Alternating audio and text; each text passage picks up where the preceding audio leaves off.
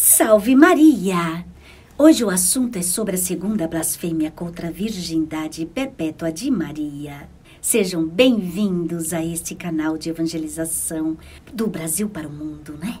Eu sou a Suzete Moura e fica comigo até o final para aprender a defender a fé católica a partir de verdades eternas. Bora lá? Ah, e não se esqueça de dar o seu like, se inscrever em nosso canal, ativar o sininho para você receber novos vídeos. O dogma da virgindade perpétua de Maria Santíssima foi proclamado no Concílio Ecumênico de Latrão, no ano de 649. Latrão é um lugar no centro da cidade de Roma. É um conjunto arquitetônico, onde inclui o palácio, o obelisco, o batistério e a Basílica de São João de Latrão. Bom, retomando, no ano de 449, o Papa Leão Magno já tinha enviado uma carta ao bispo de Constantinopla, já reafirmando a doutrina de sempre da Igreja.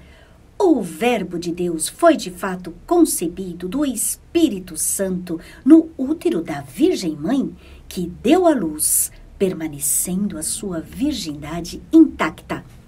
Vamos destrinchar agora 3 aspectos importantes: virgem antes do parto, virgem durante o parto, virgem depois do parto. Abra depois a sua Bíblia no Evangelho de São Lucas, capítulo 1, versículos 26 a 34, e lá depois leia com atenção a narração sobre a vinda do anjo São Gabriel e o que respondeu Maria, revelando sua virgindade ao anjo. Vou deixar aqui na descrição do vídeo esta passagem e as outras que falarei mais adiante. Mas quero agora trazer para você o que ensina São Tomás de Aquino. Ele diz: Cristo ser concebido por uma virgem tem 4 razões. Porque, sendo filho de Deus, não seria conveniente que tivesse outro pai, senão o próprio Deus. Pois, como a carne de Maria, a carne assumida pelo Cristo, era conveniente que a carne fosse concebida sem violação de nenhum outro homem. E terceiro, na união nupcial, a carne é contaminada pelo pecado original. E Deus quis que a mãe da qual seu filho nasceria não fosse contaminada pelo pecado. Quarto, e para realizar a própria finalidade da encarnação de Cristo, que é fazer com que os homens renasçam como filhos de Deus, não pela vontade de um homem, nem pela vontade da carne, mas unicamente pelo poder de Deus. João 1,13. Então Maria concebeu o Cristo pelo poder do Espírito Santo, Lucas 1,35, e não por meio de algum homem. Entendeu? Outra passagem: eis que uma virgem conceberá e dará à luz um filho, Isaías 7,14. Esse profeta diz que uma virgem conceberia um filho e daria à luz um filho, portanto, virgem durante o parto. E acrescentando o que disse o anjo Gabriel: eis que conceberás em teu seio e darás à luz um filho, Lucas 1,31. O que você está ouvindo agora é o milagre da encarnação. Vamos para a virgem depois do parto. Santo Tomás ensina que a virgindade perpétua de Maria está de acordo com a dignidade do próprio Cristo, ou seja, sendo o unigênito do Pai, também conviria que fosse também o unigênito da Mãe, pois não é uma injúria ao Espírito Santo dizer o contrário, hein? Não conviria que esse ventre íntimo do Espírito Divino fosse violado por um homem, perdendo assim o privilégio único de ser mãe e virgem. Seria também um desrespeito injusto ao próprio São José pretender que ele tivesse corrompido aquela que ele sabia ter concebido do Espírito Santo. Mateus 1,20. Crer na virgindade perpétua de Maria, por estas razões apresentadas, é estar em concordância com as Escrituras.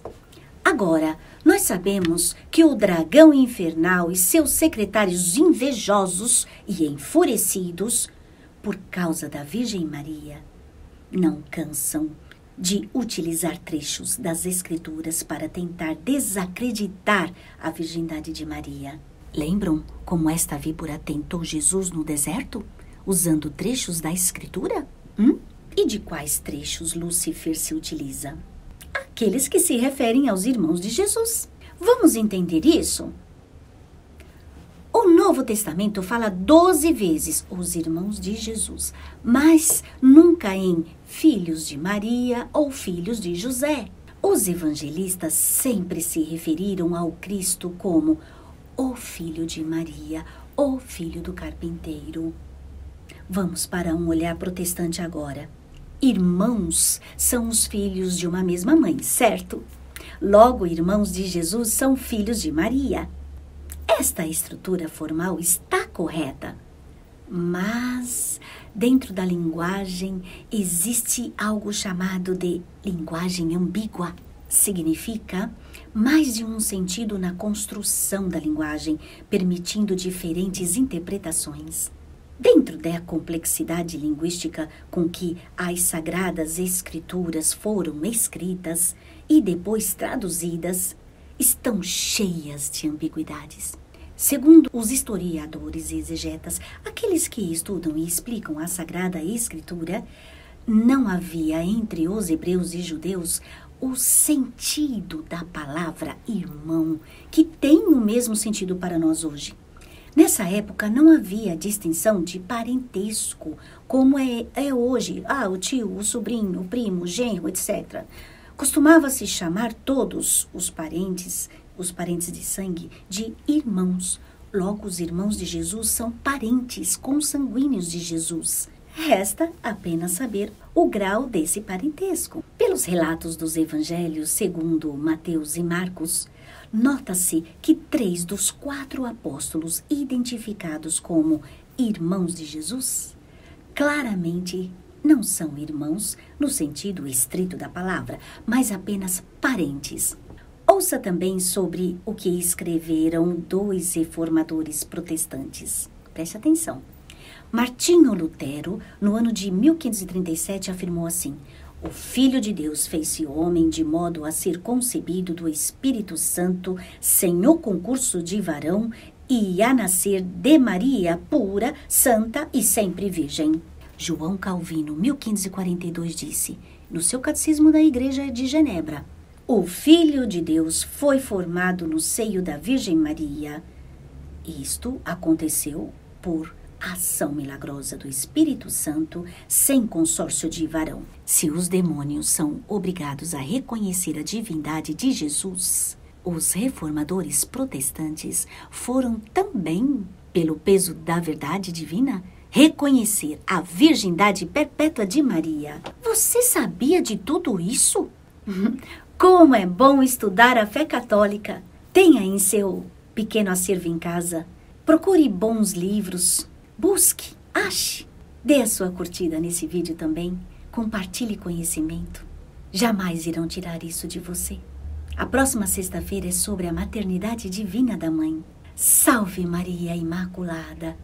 Aos Sagrados Corações de Jesus e de Maria, toda honra e toda glória, agora e para sempre.